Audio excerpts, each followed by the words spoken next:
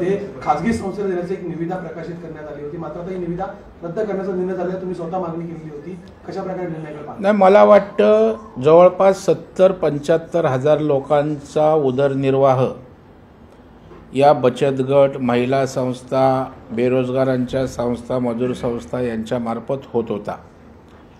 आणि त्याच्यामुळे एवढा मोठा रोजगार त्यांच्या हाताला मिळत असताना कुणाची तरी एकाची भर करायची, हा कुठला न्याय?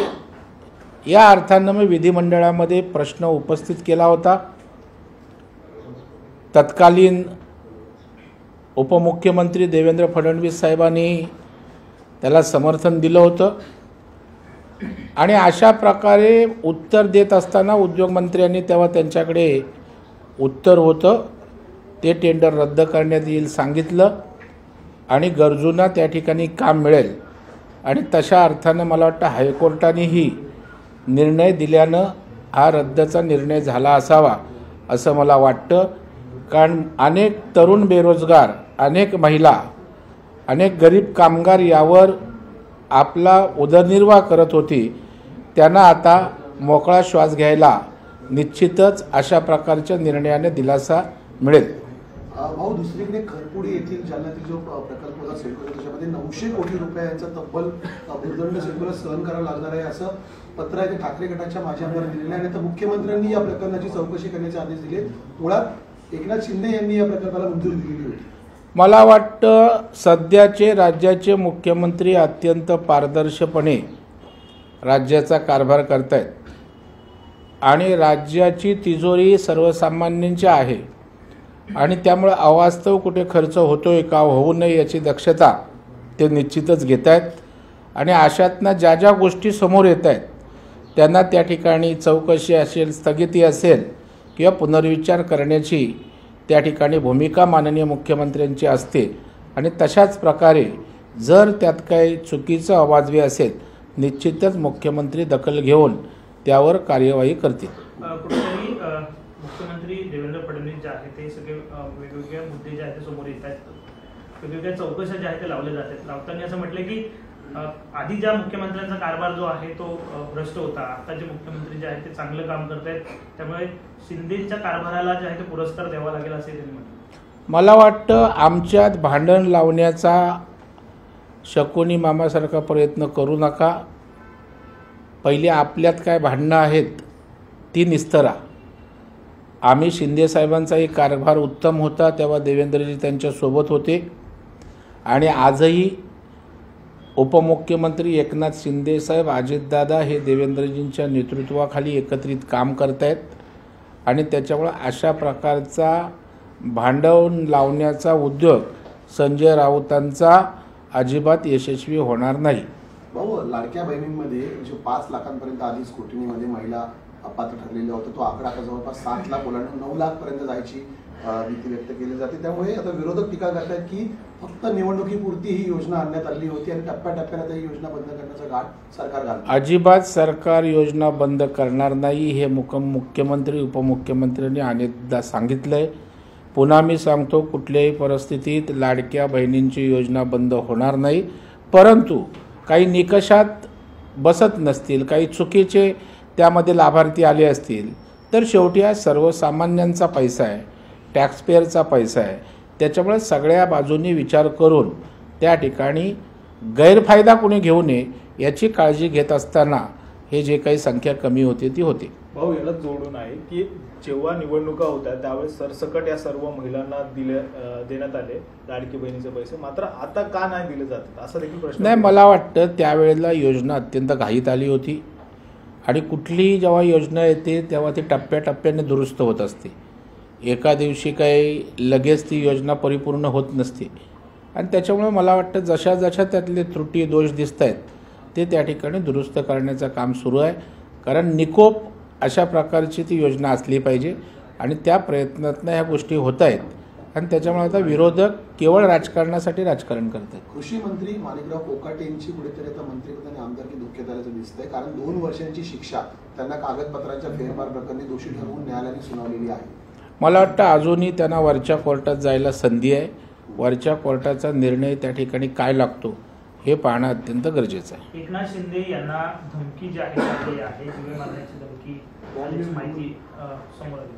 नाही, मला वाटतं या संदर्भात राज्याचे गृहमंत्री, मुख्यमंत्री निश्चितच योग्य ती दखल घेतील.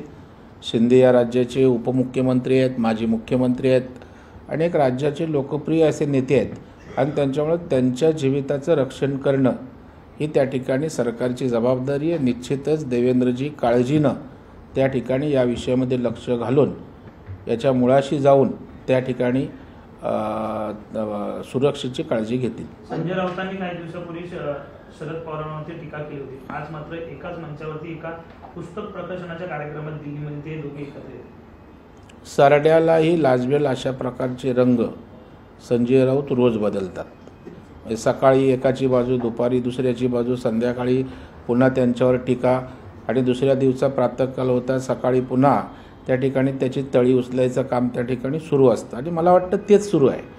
सोयीचे पवारसाहेब असले की कौतुक, शिंदेना त्यांनी पुरस्कार दिला की शिव्या, पुन्हा असं वाटतं पवारांशिवाय आपले डाळ शिजत नाही, पुन्हा कौतुक.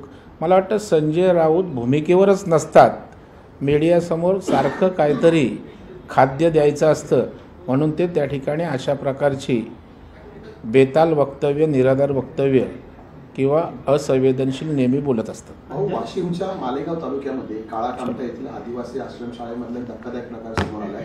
5 दिवसांपासून इथल्या विद्यार्थ्यांना पाणी नाही आंघोळीसाठी. एवढंच नाही तर शिक्षक विद्यार्थ्यांकडून पाय दाबून घेतात असे व्हिडिओ समोर आले आहेत. लोकशाही उघडली नाही, मला वाटतं ही लोकशाहीची क्लिप असेल, ती त्या ठिकाणी सरकारकडे गेलीच असेल, नसेल तर मी सरकारच्या कानावर घालेन आणि अशा काही गोष्टी जर होत असतील तर त्यावर कडक कारवाई करण्याबाबत सरकार निश्चितच भूमिका घेईल.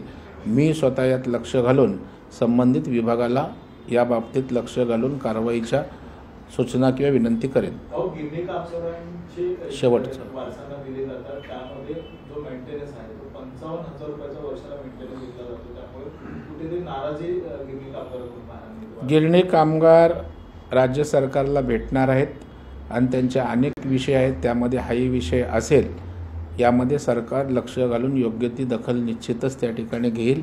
मीही गिरणी कामगारांच्या बाजूनं त्या ठिकाणी निश्चितपणे हा त्यांचा भुर्दंड किंवा मोठाचा भार आहे तो कमी करण्याबाबत प्रयत्न करू. अंजली दमानी यांनी पुन्हा एकदा एक आरोप केला की मंत्रिमंडळाचा आदेश सांगून 200 कोटी लाटल्याचा एक आरोप त्यांनी पुन्हा एकदा केला. राजीनाम्याची मागणी. मला वाटतं राजीनाम्याची मागणी लोकशाहीत प्रत्येकजण करत असतो, आरोप करत असतो, परंतु आरोपाची सिद्धता झाल्यावरच त्यावर कारवाई त्या ठिकाणी होत असते.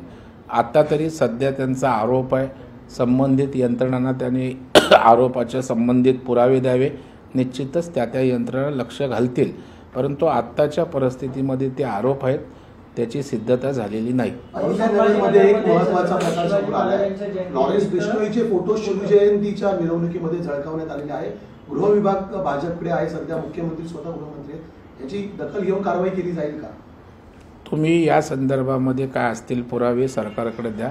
गृह विभाग नक्कीच अशा प्रकारचे कोण असतील त्यांच्यावर कारवाई करेल.